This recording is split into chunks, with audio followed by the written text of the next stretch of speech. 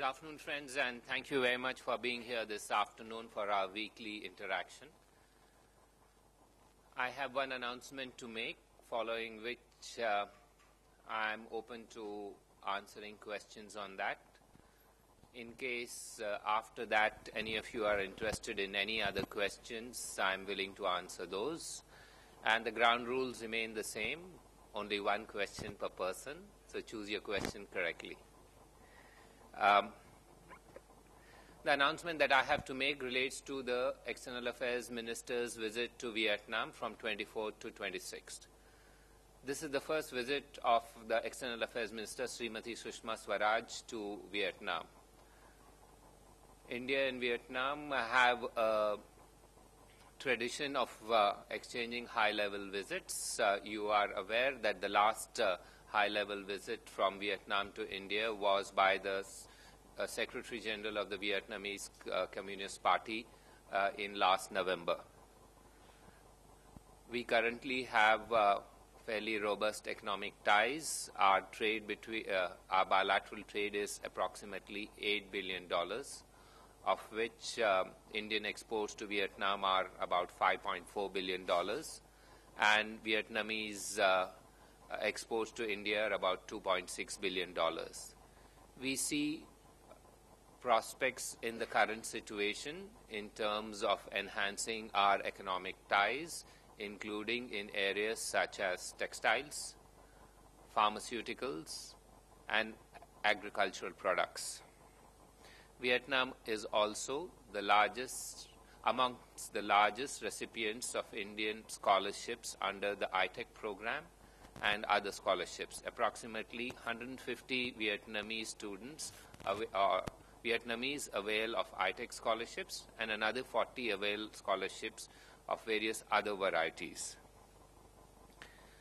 India and Vietnam enjoy excellent political relations. Vietnam has supported India's permanent membership of the Security Council.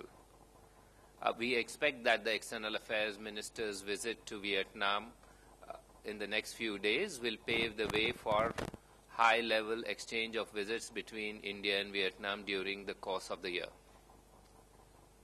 In addition to her bilateral engagements, where she will, of course, meet her counterpart from Vietnam, as well as call on the senior leadership of Vietnam, the External Affairs Minister will inaugurate, along with her Vietnamese counterpart, the third roundtable of India-ASEAN think tanks. From the Indian side, the think tank which coordinates this is the RIS. Apart from these activities, which are going to be focused on the 25th of this month, the External Affairs Minister on the 26th has convened a meeting of Indian heads of mission in the region, that is in Southeast Asia and East Asia.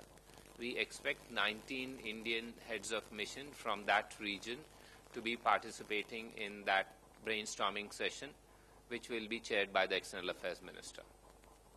I think I will stop at that about the External Affairs Minister's visit, and will be willing to answer questions on that first. Yes, Mr. Venkat Narayan. Akbar, what is the status of the oil blocks the Vietnamese gave us in South China Sea? There has been a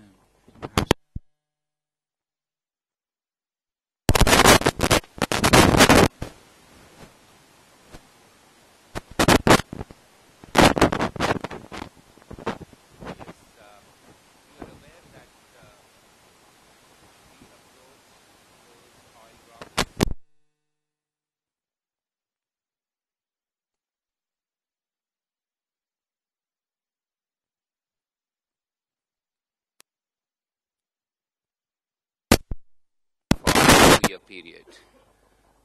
And subsequently, more recently, our oil companies have felt that based on techno-commercial reasons, they would like to continue to avail of that opportunity to explore those oil blocks for the further period of 1 year.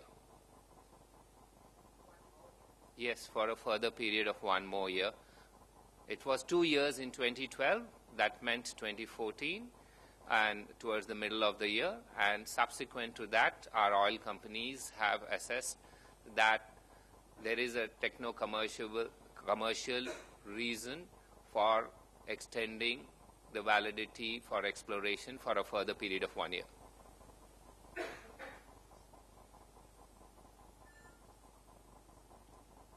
Anyone else? Yes, sir.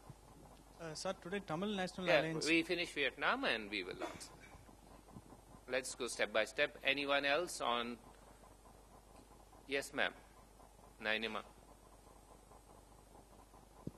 Will the Mekong-Ganga Cooperation Initiative be taken up?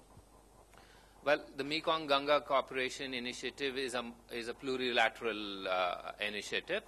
There will be discussions, but this visit is purely bilateral, and therefore, while there will be discussions on the Mekong-Ganga initiative, other countries are not expected to participate in this during the course of this visit. Yes, Padma Rao. Just to go back to the oil and Vietnam, what is the size of the Indian presence there? Is it purely a commercial presence, or is there also a naval component to our presence there for the coming year? And how large is it?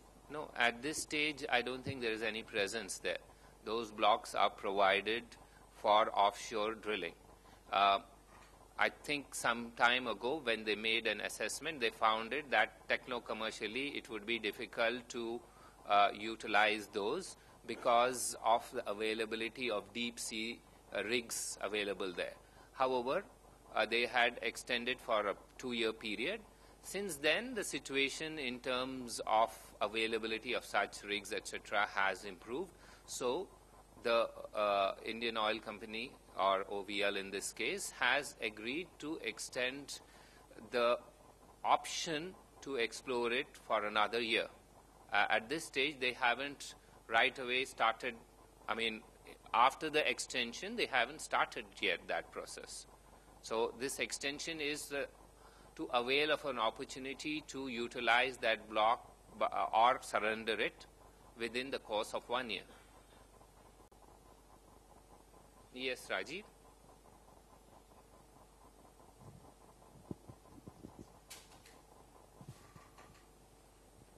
Akbar, could you throw some light on the defense cooperation with Vietnam, also against the backdrop of the fact that Vietnam is one of the few countries which has evinced interest in purchasing BrahMos.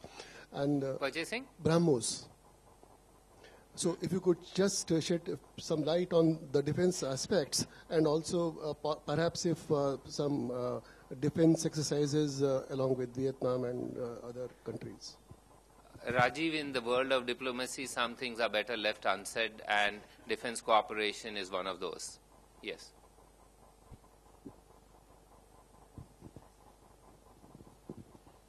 Okay. Yes, sir. On Vietnam or on something else? Yes. Niloa. What exactly is this cooperation between think tanks, India and ASEAN, supposed to be?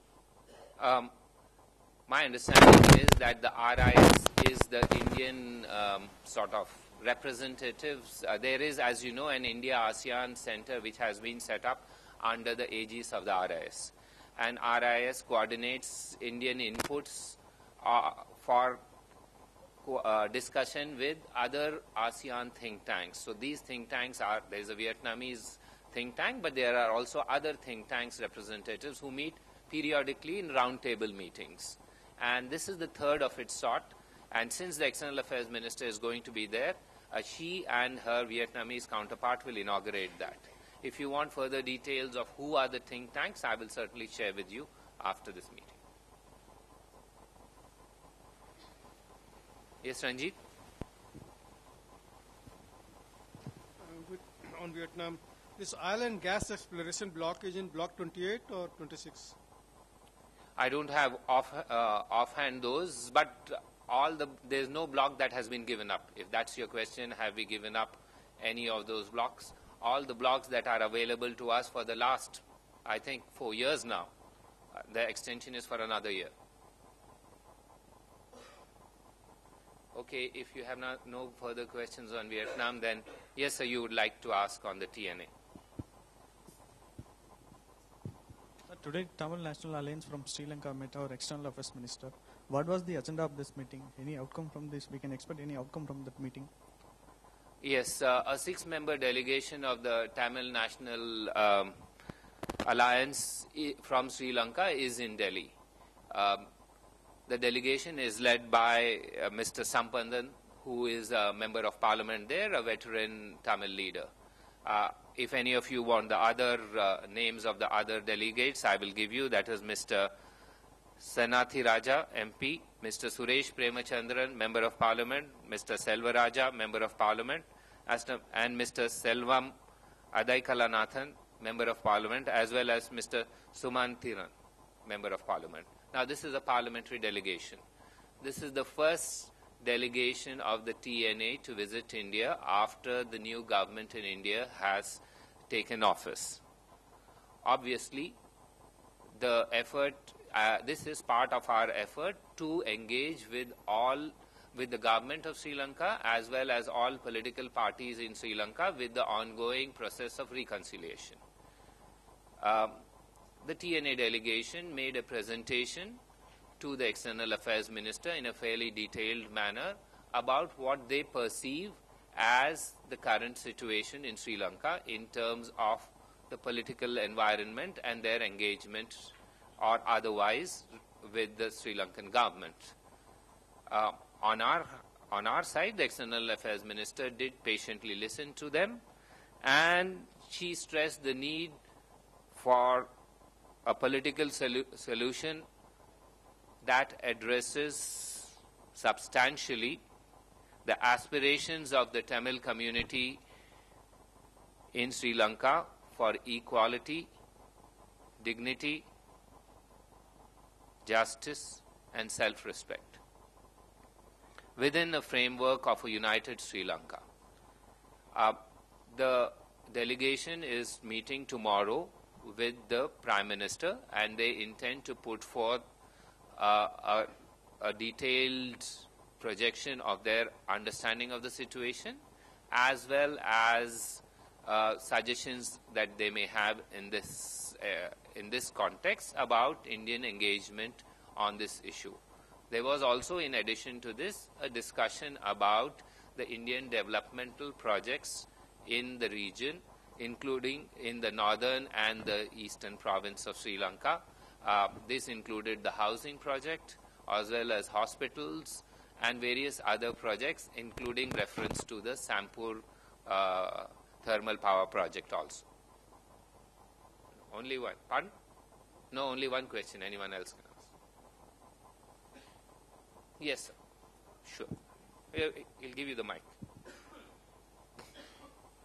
Sir, have you taken any decision on sending these Sri Lankan refugees to their homeland back?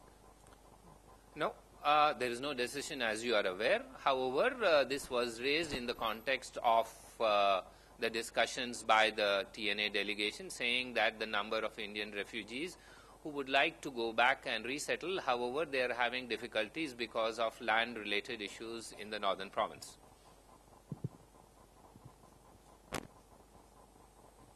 Anyone else? Yes.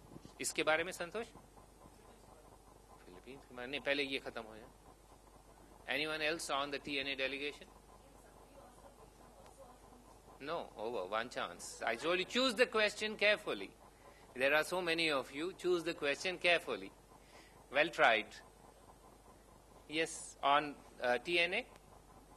Yes. Geeta? Dr. Subramaniam Swamy had visited Sri Lanka recently and has returned and calls the Tamil Sinhalese crisis a linguistic problem and not an ethnic problem between the two communities, and that it's only a problem of mistrust. Does the government of India also view it in the same manner, or are there problems that exist in terms of devolution of powers and what the government of Sri Lanka really needs to do for the Tamils? Geeta, I just explained to you what the External Affairs Minister mentioned as our appreciation of that situation. And let me repeat for you that a political solution to the issue that addresses substantially the aspirations of the Tamil community for equality, justice, dignity, and self-respect within the framework of a united Sri Lanka was our position and remains so. Yes, Srinjoy? On this, on anything? Yeah, sure. I presume nobody else has on this. Yeah.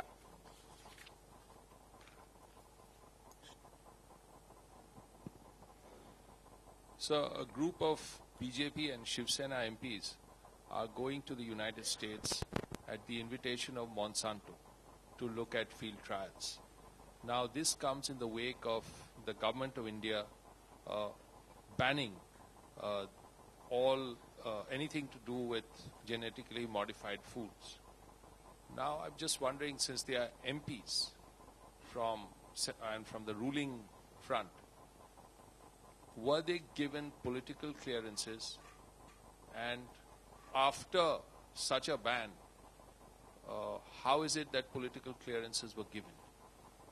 Srinjoy, I don't know about this. I can always check. I do not know whether what you are saying is factually what is the position, on what basis they have applied for a political clearance or not.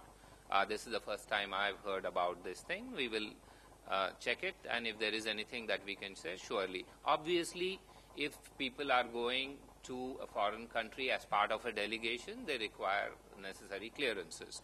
But it doesn't follow from that what you are saying was the basis for the request to visit. So I will need to check that information before we respond on that.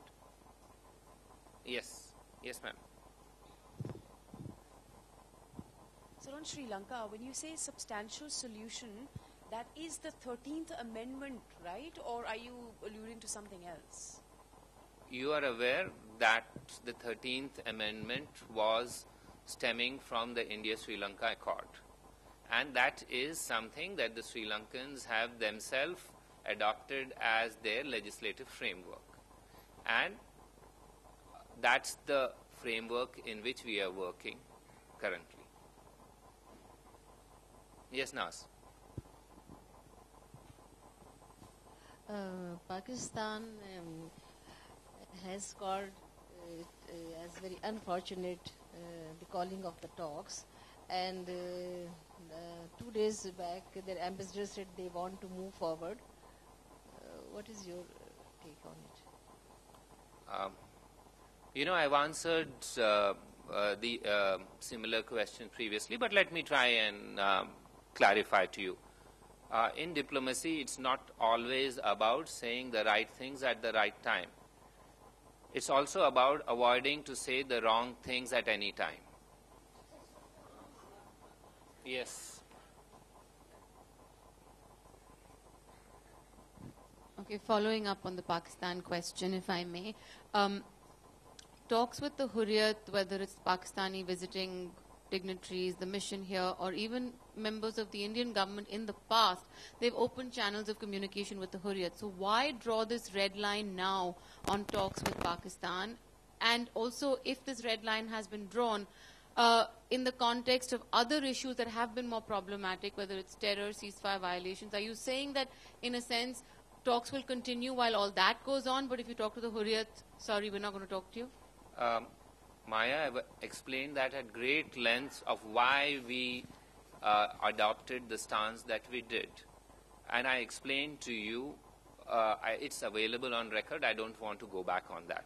Now, as regards why X, not why Z, and why not A or B, my answer to that is that when the government of India takes a decision, it takes all factors into account. However, it also decides takes every situation into account and then decides. In this case, we were, first of all, not having talks. We were going to have talks. And therefore, our understanding was these talks were to be about talks. They were not about a substantive, meaningful engagement that was going to, this was only going to lead to that. And therefore, we felt that it would not serve any purpose in the environment when there were diplomatic discussions on how to go ahead with it. A series of actions were taken which were not conducive to proceeding ahead. And I've explained to you why this was not done previously and why it was done last time. It's available on record. May I suggest that you have a look at that? Yes. Sir जो foreign secretary double talks है वो तो cancel हो चुकी हैं, लेकिन next month UNGA में जब प्रधानमंत्री मोदी जाएंगे, क्या उनकी मुलाकात नवाज शरीफ से होगी या उस पर अभी आप टच में नहीं है पाकिस्तानी एम्बेसी से? ये बात को किसी और ने जवाब दे दिया है. हम इस बारे में बातचीत नहीं किए हैं पहले. ये सही बात है कि ये एक मुद्दा था जब विदेश सचिव जा रही थी इस्लामाबाद को, लेकिन अब वो नहीं जा सकी, तो ये मुद्दे के ऊपर बात ही नहीं हुई है अभी. Yes sir.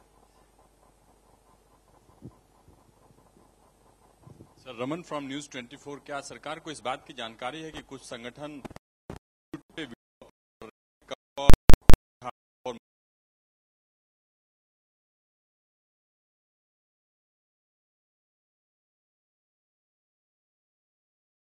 information technology in India rather than the Ministry of External Affairs, because anything related to the web is handled by another ministry, and I suggest you take the question there.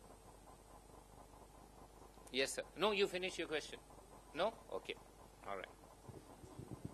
Sorry. You're always available.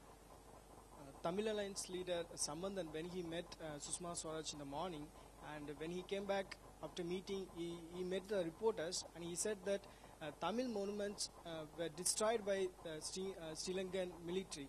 That was his complaint, and we have told everything about that, particularly to Sushma Swaraj, to find a solution. So what is Indian stand on this particular issue? Let me first of all acknowledge that Mr. Sambandhan speaks with a lucidity and a felicity that I can't even compare with. So I've explained to you that he explained at great length his views about it. I also told you what the External Affairs Minister's response was, and that is, we are for a political settlement which substantially provides for a life of respect, dignity for the Tamils in Sri Lanka within the framework of a united Sri Lanka. That's our view about it. And Mr. Sambandhan, of course, has his view, which he very eloquently explained to the External Affairs Minister. Yes, Gautam?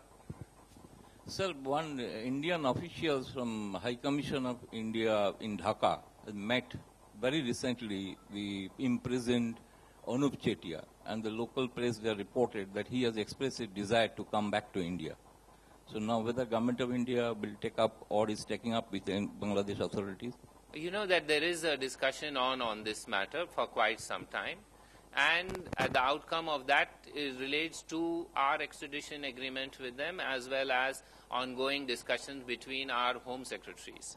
And once these are completed, we certainly will let you know what is the outcome of that. Anyone else? Yes, ma'am.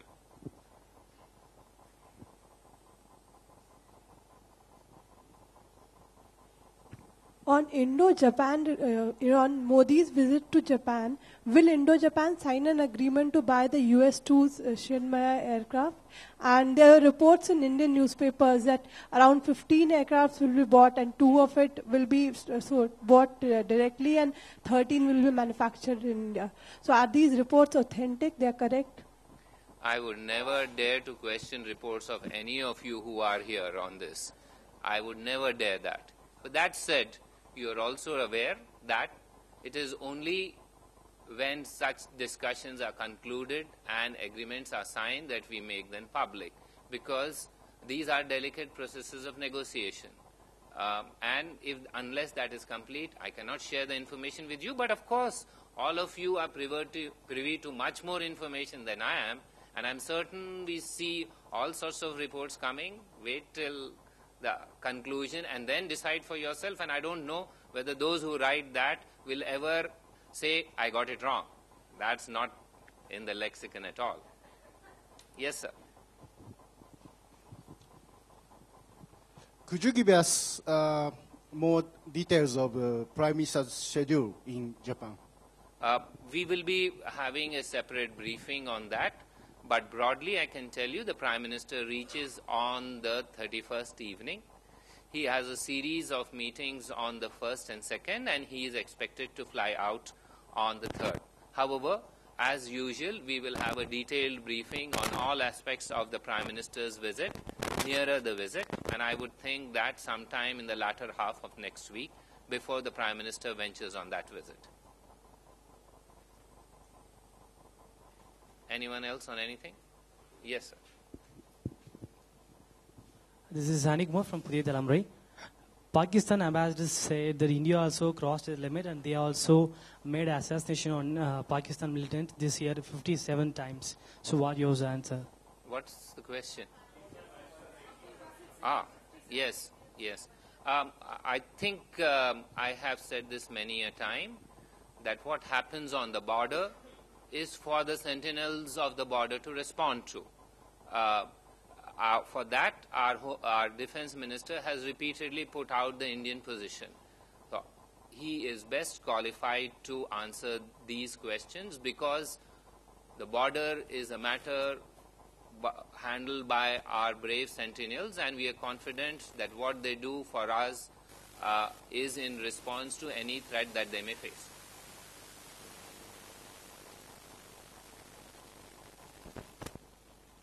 Anyone else? If not, thank you very much and have a nice weekend.